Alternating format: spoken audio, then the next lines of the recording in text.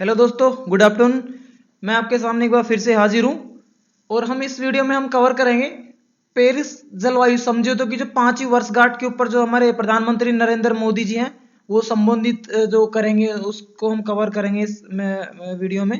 जो पेरिस जलवायु समझौता क्या है और इससे जो रिलेटेड जो महत्वपूर्ण जो भी जो जानकारी है, महत्वपूर्ण जो तथ्य है उसको हम कवर करेंगे। हम पहली स्लाइड पे चलते हैं। अभी जो 12 दिसंबर 2020 को पेरिस जलवायु समझौते की 5वीं वर्षगांठ मनाई जा रही है और इस मौके पर जो हमारे देश के जो प्रधानमंत्री नरेंद्र मोदी जी हैं वो जो ग्लोबल जो क्लाइमेट जो समिट होगा उसको संबोधित करेंगे, जिसको हम वैश्विक जलवायु शिखर सम्मेलन बोलते हैं। और जो ये जो शिखर सम्मेलन है ये यूनाइटेड किंगडम, फ्रांस, चिली और इटली ये 4 देश मिलकर इसको आयोजित कर रहे हैं पार्टनरशिप में। इस जो स्लाइड है उसके तहत जो पेरिस समझौता है जो कि क्लाइमेट चेंज के ऊपर है, 2015 में जो साइन हुआ था उसको हम लोग समझने की कोशिश करते हैं। उसके महत्वपूर्ण बिंदु क्या है, उसके उद्देश्य क्या है। देखिए, जैसा कि हम जानते हैं जो पेरिस समझौता है एक जलवायु परिवर्तन पर एक महत्वपूर्ण इंटरनेशनल ट्रीटी है, अंतरराष्ट्रीय संधि है। जब ये ऐसा एग्रीमेंट है, एक ऐसा समझौता है जिसके तहत पहली बार सभी देश कानूनी रूप से बाध्यकारी समझौते के अंदर आए हैं और जो जो जलवायु परिवर्तन है उसके जो दुष्प्रभाव से निपटने के लिए जो महत्वपूर्ण जो कदम उठाने चाहिए जो सबके हित के लिए जरूरी है वो ये जो समझौता है वो कवर करता है। उस दिशा में प्रयास किया है समझौते ने। जो पेरिस समझौता है उसका उद्देश्य है जो ग्रीन हाउस गैसों के उत्सर्जन में कमी लाना, जिससे कि जो जो अपना ये जो सदी है जो 21 सदी है उसके अंत तक जो तापमान की जो वृद्धि है उसको हम जो प्री इंडस्ट्रियल लेवल है जो पूर्व औद्योगिक स्तर है उसके कंपैरिजन में 2 डिग्री से 2 डिग्री सेल्सियस के नीचे नीचे रखा जा सके। ये जो समझौता है हर 5 साल के जो साइकिल में है वो आपस से जो देश हैं अपने अपने जो टारगेट्स अपने अपने जो लक्ष्य है उनको वापस से रिवीजन करेंगे। उस तक 5 साल के जो चक्कर का जो सिस्टम है उसके ऊपर काम करता है। जो विकसित देश है वो अल्प विकसित और जो डेवलपिंग जो कंट्री जो विकासशील देश है उनको फाइनेंशियल वित्तीय सहायता उपलब्ध कराएंगे ताकि वो जो अपने जो उनके जो जो कमिटमेंट्स हैं उनको पूरा कर सके। क्योंकि जैसा कि हम जानते हैं कोई भी एक अकेला देश है जो सारे उद्देश्यों को पूरा नहीं कर सकता, इसलिए अलग अलग जो संस्थाएं हैं, अलग अलग जो देश है, सभी की महत्वपूर्ण भूमिका मानी गई है और सबको अपने अपने जो लक्ष्य है जो अपने इंडिविजुअल लेवल पे लक्ष्य है वो रखे गए हैं और उनको पूरा करने के लिए उनकी जो है कोशिशों को बांटा गया उनमें। समझते हैं पेरिस जलवायु समझौता का प्रवर्तन एनफोर्समेंट ये कब से लागू हुआ और ये भारत ने इस पे कब हस्ताक्षर किए थे। ये जो एग्रीमेंट है समझौता है 12 दिसंबर 2015 को पेरिस में आयोजित जो सीओपी जो थी कॉन्फ्रेंस ऑफ पार्टीज 21वीं नंबर की उसमें 196 देशों ने स्वीकार किया था और ये समझौता 4 नवंबर 2016 से लागू हुआ था। बहुत ज्यादा महत्वपूर्ण है ये जो कब लागू हुआ था, पूछा जा सकता है परीक्षा में। आगे जो भारत की बात करते हैं, भारत ने 2 अक्टूबर 2016 को इस समझौते पर हस्ताक्षर किए थे। तो बहुत ही महत्वपूर्ण इसमें तारीख है, तिथियां हैं जो कि समझौते से रिलेटेड है, जो कब लागू हुआ, भारत ने कब हस्ताक्षर किए और ये कितने देशों ने किया, सब कुछ महत्वपूर्ण है इसमें। हम समझने की कोशिश करते हैं जो ग्रीन हाउस गैस है उनका उत्सर्जन के मामले में कौन सा देश कहां पे स्टैंड करता है। चीन इस जो है दुनिया का 30% कंट्रीब्यूट करता है, अमेरिका 13.5% और जो भारत हमारा देश है वो 6.8% ग्रीन हाउस गैस है वो उनका उत्सर्जन करता है। जैसा कि हम जानते हैं ज्योग्राफिकल फीचर्स के अंदर जो दुनिया का जो 2.4% जो जमीन जो लैंड है वो भारत सिर्फ ऑक्यूपाई करता है और जो 17% जो जनसंख्या दुनिया की जो है वो भारत में रहती है और जो जो दुनिया की जो जैव विविधता है उसका जो 8% हिस्सा भारत में है और जो 24.56% जो वन है वो भारत में पाया जाता है। ये भारत से रिलेटेड महत्वपूर्ण तथ्य है, याद रखना है।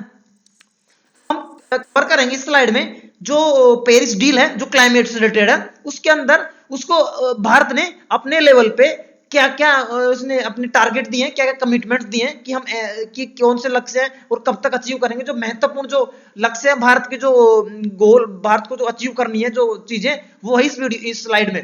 देखिए, भारत का जो पहला लक्ष्य है वो है 2005 के स्तर की तुलना में 2030 तक उत्सर्जन जो है उसको 33 से 35% कम करना है। किसका? जीडीपी का।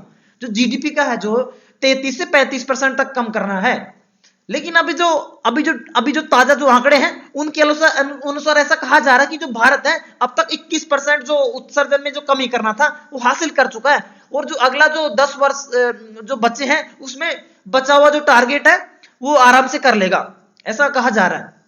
आगे बढ़ते हैं। भारत के राष्ट्रीय स्तर पर जो निर्धारित योगदान होता है, जो नेशनली डिटरमाइंड कंट्रीब्यूशन है, जिसको हम एनडीसी बोलते हैं, से धरती के तापमान में बढ़ोतरी को 2 डिग्री सेल्सियस से कम करने में मदद मिलेगी। जो भारत के जो अपने राष्ट्रीय स्तर पर जो अपने एनडीसी जो बनाए हैं, जो नेशनली डिटरमाइंड कंट्रीब्यूशन जो बनाए हैं, वो उनके योगदान से जो दुनिया को 2 डिग्री सेल्सियस से कम जो तापमान रखने का जो है उसको अचीव करने में मदद मिलेगी। आगे चलते हैं, अगला जो टारगेट है भारत का जो लक्ष्य है उसकी तरफ। इसके साथ ही भारत लक्ष्य 2030 तक अतिरिक्त वनों के माध्यम से 2.5 से 3 अरब टन कार्बन डाइऑक्साइड के बराबर कार्बन में कमी लाना है। भारत जो है अतिरिक्त जो है पेड़ पौधे लगाएगा, और जो कार्बन सिंक है, कार्बन डाइऑक्साइड का सिंक है वो क्रिएट करेगा, उसकी जो क्वांटिटी वो है 2.5 से 3 अरब टन के बराबर। हम आगे बढ़ते हैं। जो बहुत ही महत्वपूर्ण स्लाइड है, भारत जो बड़े कदम उठा रहा उसको हमने इसमें कवर किया।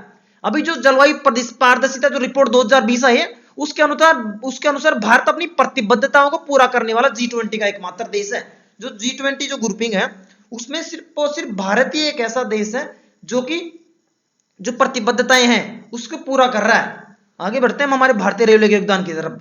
भारतीय रेलवे ने भी अपना जो महत्वपूर्ण जो योगदान है, अपना रोल निभाने में कहा है कि 2030 जब आएगा, जब तक वो जो है ना प्रदूषण मुक्त जो ऑपरेटर बन जाएगा, जो पहला रेल नेटवर्क बनने की लक्ष्य किया दुनिया का। बहुत अच्छी बात है हमारे भारतीय रेलवे और हमारे देश के लिए। आगे बढ़ते हैं अगले टारगेट की तरफ। भारत ने 2022 तक 175 गीगावाट सौर और पवन ऊर्जा का लक्ष्य रखा है। जैसे हम देख रहे हैं कि जो भारत का जो लक्ष्य है बहुत ही एस्पायरेशनल है, और इसको हम अचीव करने के लिए हमारे देश की सरकार बहुत सारे कदम उठा रही है, बहुत सारी योजनाएं ला रही है।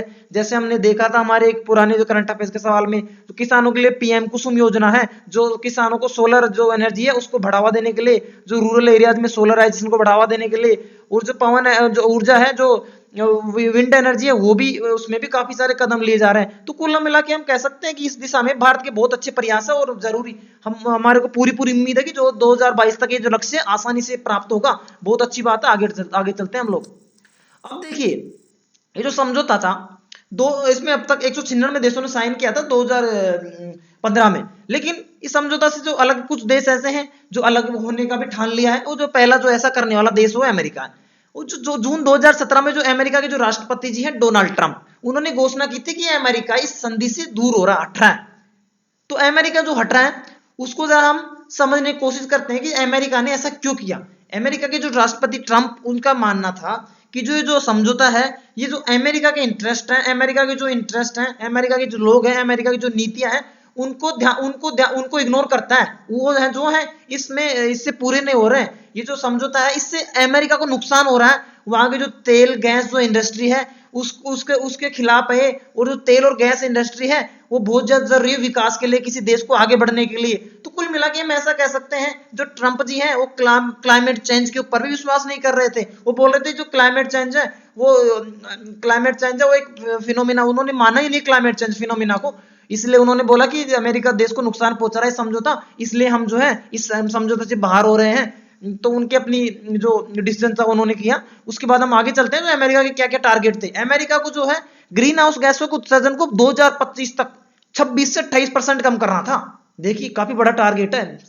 आगे बढ़ते हैं। जो ग्रीन क्लाइमेट फंड है, जो कि बेसिकली जो भी डेवलप्ड कंट्री, जो विकसित देश है, वो पैसा उसमें फंड में देंगे, और जो विकासशील और जो छोटे गरीब देश है वो उस फंड को यूज करके अपने जो टारगेट सेट किए, लक्ष्य सेट किए, उनको प्राप्त करने के लिए काम में लेंगे। तो ये जो फंड था उसके अंदर टोटल $100 अरब की जो है ना सालाना जो एनुअल उसमें डालने थे, वो 2020 से इस फंड की शुरुआत होगी। तो सौदे से हटने से अमेरिका ग्रीन क्लाइमेट फंड में $3 बिलियन अमेरिकी डॉलर का भुगतान करने के बाध्य नहीं है। कुल मिला के इन्होंने $3 बिलियन अमेरिकी डॉलर बचा लिए हैं अगर इस समझौते से बाहर होने के बाद में, जो कई देशों के लिए नेगेटिव जो है जो नकारात्मक प्रभाव डालेगा। क्यों? क्योंकि इतना जो फंड है, इतना जो वित्तीय सहायता कम हो जाएगी, और जो गरीब देश है उनको आगे बढ़ने के लिए वित्तीय सहायता बहुत ज्यादा जरूरी है। आगे बढ़ते हैं।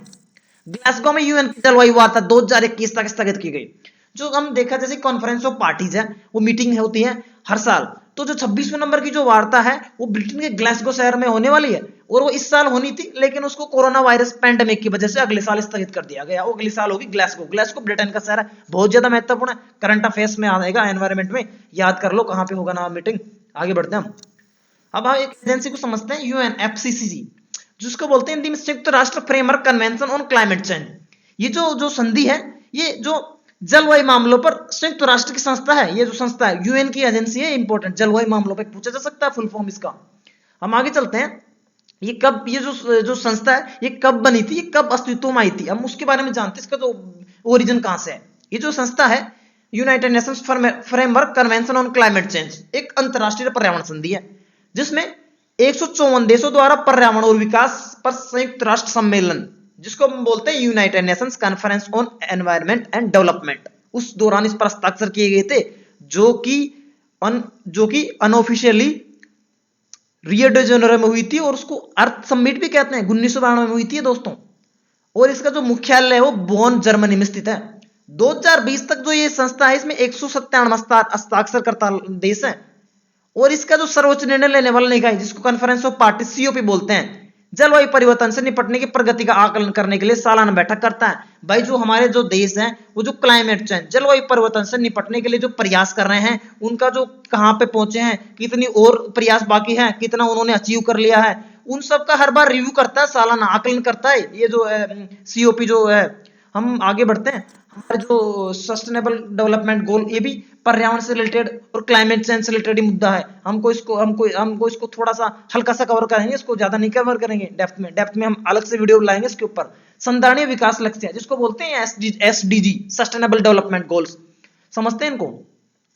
संधारणीय विकास लक्ष्य भविष्य के अंतरराष्ट्रीय विकास संबंधित लक्ष्यों के सेट है। ये वो लक्ष्य हैं दुनिया के लिए, जो दुनिया के लिए काफी, दुनिया को एक जो पीसफुल और एक सही दिशा, और दुनिया को जो एक बेहतर प्लेस बनाने के लिए अपनाए गए हैं, मैं ये कहूंगा।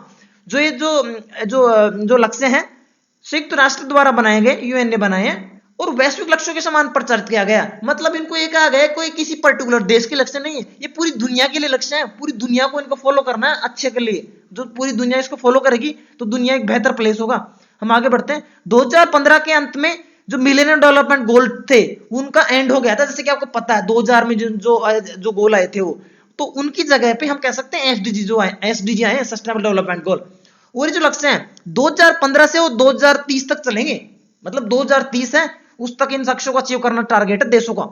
और ये लक्ष्यों के लिए, इनको प्राप्त करने के लिए 17 तो लक्ष्य बनाए गए हैं और 169 विशिष्ट लक्ष्य बनाए गए हैं दोस्तों। आगे बढ़ते हैं। हमने पेरिस डील को कवर किया, इसकी जो कुछ कमियां हैं उसको हम थोड़ा सा कवर करेंगे, हल्का टच करेंगे उनको। वो क्या है, देखिए जो सबसे जो बड़ी कमी है वो समझौते की है कि जो टारगेट है, जो लक्ष्य है बहुत सारे, वो कोई बाध्यकारी नहीं है, वो करे तो करे, ना करे तो ना करे, ऐसा वाला चीज है। देशों की इच्छा पर चलता है, देशों की इच्छा पर निर्भर करती है वो चीज।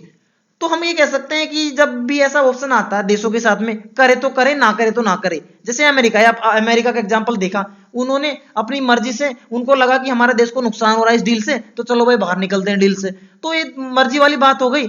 तो इस तरह से अगर हर कोई देश निकलेगा डील से बाहर, तो सारे देश निकल जाएंगे, और जो इतना जो महत्वपूर्ण डील था उसका कोई मतलब नहीं रहेगा। ऐसे तो हर कोई देश निकल सकता है। और जो इतना बड़ा देश है, जो विकसित देश है, अमेरिका जैसा देश, जो कि हर मामले में कितना आगे है, वहां की जीडीपी है, वो कितना उन्होंने डेवलपमेंट किया है, कितना कार्बन इमिशंस के बाद डेवलपमेंट किया। अगर कोई देश इस तरह से रेस्पॉन्सिबिलिटी से बाहर निकलता है, तो बाकी विकासशील देश तो कह सकते हैं कि जो विकसित देश है, अमेरिका जैसा देश, अगर वो ऐसा देश डील से बाहर हो गया है, समझौते से बाहर हो गया है, तो आप हमें तो होने दीजिए हमारे फायदे के लिए। तो जो भी कोई एग्रीमेंट है, ये एग्रीमेंट बाध्यकारी होना चाहिए था। भाई आपको ये चीज अचीव करनी ही करनी है, जब भी सकारात्मक कदम हम कह सकते हैं कि दिशा में जो है उम्मीद है। तो हम उम्मीद करते हैं कि जो पेरिस डील है, उसको जो देश हैं, जो दुनिया के जो देश हैं, वो सही मायने में एक अपना जो है जिम्मेदारी समझेंगे, और दुनिया में जो ग्लोबल जो क्लाइमेट चेंज का जो बड़ा प्रॉब्लम है, जो ग्लोबल वार्मिंग जो बड़ा इशू है उसको सीरियसली लेंगे देश, और अपना जो है इसमें जो अपना अपना जो योगदान है उसमें कोई भी कमी नहीं छोड़ेंगे, क्योंकि दुनिया को बेहतर प्लेस बनाने के लिए जो सस्टेनेबल डेवलपमेंट गोल्स काफी ज्यादा महत्वपूर्ण है, उनको फॉलो करने से सबकी भलाई होगी। ऐसा तो है, ये जो ग्लोबल जो क्लाइमेट का जो इश्यू है ये किसी देश को, एक पर्टिकुलर देश को छोड़ता नहीं, किसी को नहीं छोड़ता, ये सबको बराबर इंपैक्ट करने वाला है। ऐसा नहीं कि ये कोई पर्टिकुलर देश के रीजन में आप इसको कन्फाइंड कर सकते हो इश्यू को, ये तो ग्लोबल इश्यू रहेगा हमेशा, और इसको ग्लोबल लेवल पे सब लोग, सब देश मिलकर एक साथ ही समस्या का समाधान है। कोई एक अकेला देश इसका समाधान नहीं कर सकता और कोई अकेला देश इससे बच भी नहीं सकता। अगर ग्लोबल क्लाइमेट चेंज का अगर इंपैक्ट आएगा तो सबके ऊपर आएगा, तो इसलिए थोड़ी रेस्पॉन्सिबिलिटी से काम करने की जरूरत है सभी देशों को। दोस्तों धन्यवाद, वीडियो खत्म होते हैं।